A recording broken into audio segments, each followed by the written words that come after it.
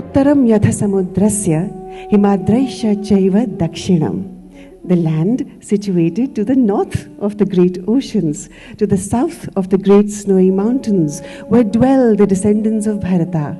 So we, the descendants of Bharata, with the rich heritage of culture, of spirituality, and the fact that this is the land where were birthed some of the most important human innovations, armed with all of this, we march towards our dream of Viksit Bharat. During this Amrit Kal, drawing from the profound well of Sanskritic wisdom, our cultural roots, to help create a Samasta Samaj, a uniformed community, to contribute towards Samriddha Bharat, an economically prosperous India.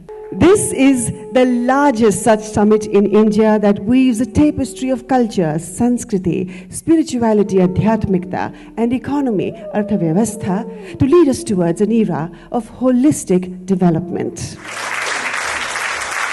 Path of righteousness, dharma, pursuit of wealth, artha, fulfillment of desires, kama, and the ultimate liberation, moksha.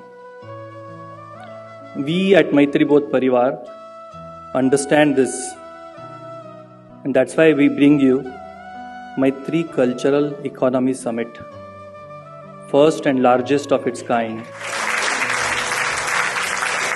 जो केवल पढ़ा लिखा informative आदमी होता है, जब विपरीत हो जाता है तो वो राक्षस की तरह हो जाता है, और जो सरस होता है, सरस विपरीताश्चेत सरसत्वम न मुंचते, दोनों तरफ सरस है। तो जब कल्चर नॉलेज में इकट्ठा हो जाता है तो वह अपने आप में उसकी सरलता और सरसता नहीं जाती। तो कल्चर और नॉलेज और इकोनॉमी, इन तीनों का सम्मिश्रण, ये जो दादाश्री के शब्दों में संस्कृति, समष्टि और समृद्धि को हम प्राप्त करेंगे।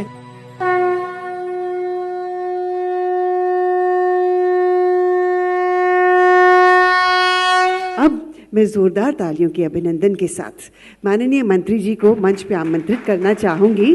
Shri Arjun Ram Meghwal ji, honourable union minister for law and justice, and he has also served as cultural minister in the years. आइए सर।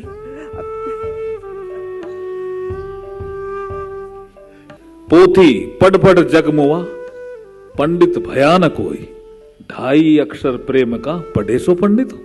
तो वो आप प्रेम फैला रहे हो, उसके लिए आपका स्वागत है, आपका अभिनंदन है, आपका प्रणाम। सरकार की पहली प्राथमिकता है भारतीय संस्कृति का विकास करना, लेकिन समाज के जो दूर से ऑर्गेनाइजेशन है उनकी पहली प्राथमिकता होनी चाहिए कि समाज में जो कुरीतियां हैं, विसंगतियां हैं, उनको दूर करना, जिससे हमारी ये कल्चरल वैल्यू बढ़े और हम वर्ल्ड लीडर बने।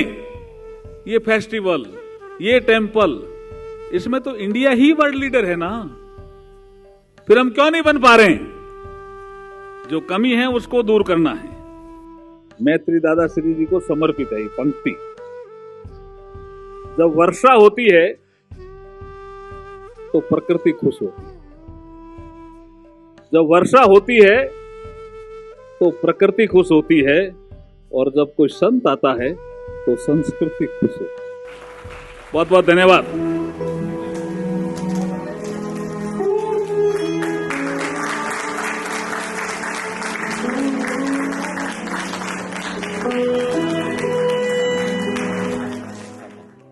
आप में से कितने लोग हैं जो सच में सोचते हैं या महसूस करते हैं या चाहते हैं कि हमारा देश सच में अग्रणी हो विश्व स्तर पे? पर हम वाकई वहाँ पहले थे। हमें ज़्यादा कुछ नहीं करना है, हमें हमारे जैसे बनना है, बस कुछ नया वैसे करने की ज़रूरत नहीं है। हम जब नए की बात करते हैं इसका मतलब आप कहीं पर अपनी पहचान भूल गए हो। अगर आप भी सभी अपने जीवन में कहीं भटक गए हैं, अटक गए हैं, फंस गए हैं, इसका मतलब आपने अपनी पहचान को कहीं पर तो गंवा चुके हो, भूल गए हो।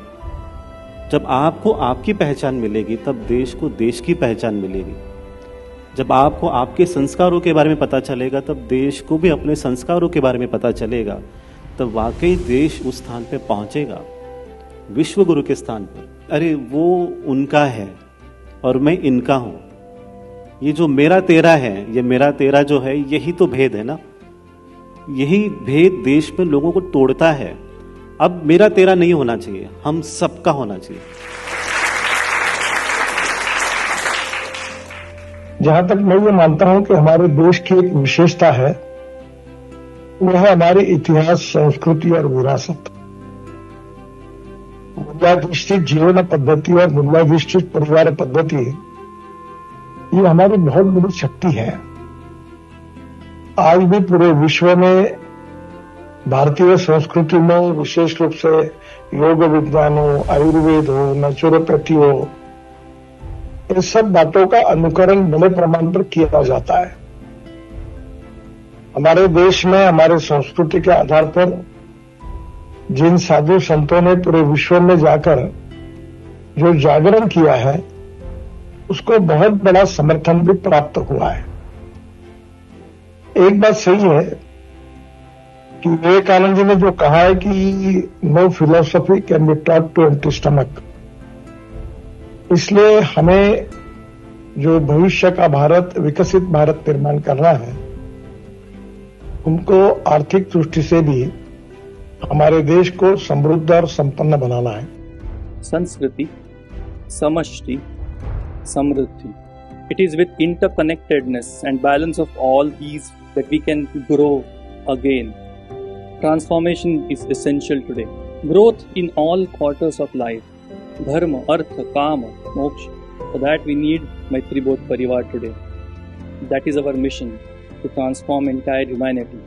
To balance growth, to teach world which is different than what is Western way of growth, but our own way of growth which balances everything. धर्म से जुड़ने का मतलब यह नहीं होता कि हिंदू, मुसलमान, सिख, ईसाई वगैरह वगैरह से जुड़ना। धर्म से जुड़ने का मतलब है कि आपके अंदर ऐसी प्रवृत्तियां पैदा हो जो दरअसल सामाजिक सेवा की प्रवृत्ति हो, लोगों को की मदद करने की प्रवृत्ति हो, और जिनको जो जरूरतमंद हैं उन जरूरतमंद लोगों के साथ आप कुछ नहीं कर सकते तो सद्भावना तो रख ही सकते हैं। हम मानते हैं कि कुछ लोगों का स्वभाव ऐसा होगा कि उनको अगर अपना मन एकाग्र करना है तो सामने कोई मूर्ति चाहिए, मूर्ति प्राण प्रतिष्ठित चाहिए, और उस मूर्ति की सेवा के द्वारा वो अपना ध्यान, अपनी एकाग्रता बना करके अपनी श्रद्धा से भगवान को पा लेते। हमने ये भी माना कि कुछ लोगों को मूर्ति नहीं चाहिए, वो गुणों की पूजा कर लेते हैं, सत्य की, अहिंसा की, और वो उन गुणों की पूजा करते हुए भगवान को प्राप्त कर लेते हैं। हमने ऐसा भी माना कि कुछ लोगों को गुण भी नहीं चाहिए, वो निर्गुण निराकार की पूजा करते, और कुछ लोग ऐसे भी हैं जो ईश्वर को नहीं मानते।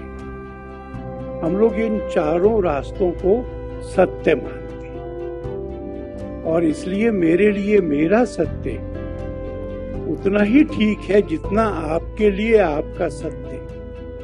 ये सपना हम सब देख रहे हैं, संस्कृति के द्वारा, समष्टि के द्वारा, समृद्धि के द्वारा, तभी हम एक विश्व गुरु के स्तर पे भारत को देख पाएंगे। अगर सही मायने में अगर हमें एक ग्रैंड भारत बनाना है तो हमें ब्रांड भारत के लिए काम करना होगा।